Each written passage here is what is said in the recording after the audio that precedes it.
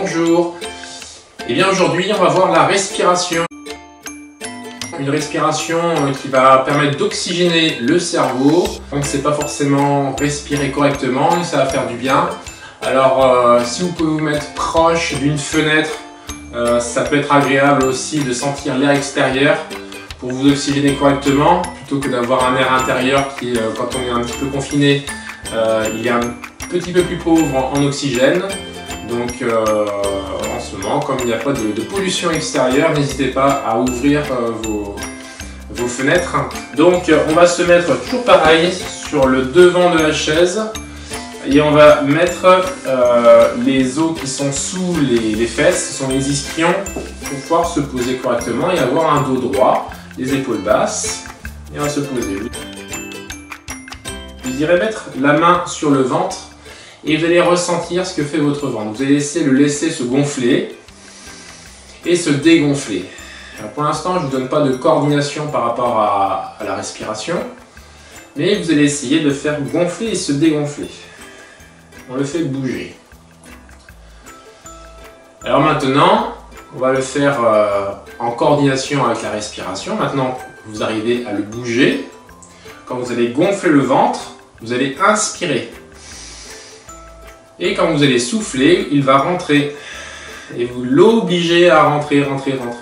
Et vous inspirez. Et vous expirez.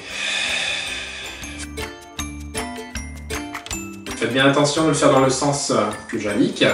À l'inspiration, le ventre se gonfle.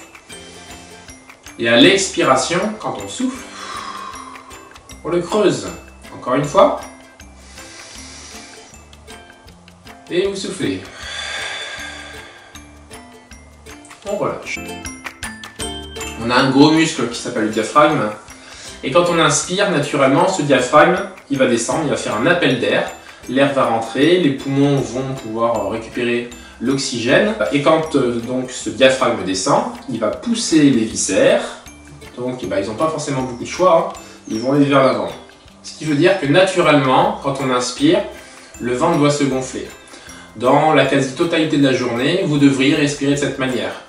On ne le fait pas forcément, on n'a pas cette conscience, donc on va essayer pendant quelques instants. Vous pouvez le refaire tranquillement, essayer de ressentir ce qui se passe, à faire bouger votre ventre quand vous respirez. Et vous verrez que prochainement, naturellement, vous aurez une respiration ventrale, ce qu'on appelle la respiration ventrale, qui permet d'oxygéner correctement le cerveau. Alors, il ne faut pas non plus inspirer le plus longtemps possible pour mettre 100% de la capacité pulmonaire. On va être modéré dans nos inspirations, sachant qu'à l'expiration, on vide tout ce qu'il y a. Et puis on régénère. Alors à le faire pendant 30 secondes, c'est bien. Le faire plus longtemps, ça peut faire tourner la tête. Attention à l'exercice que vous pouvez reprendre plusieurs fois dans la journée. Je vous remercie pour votre attention.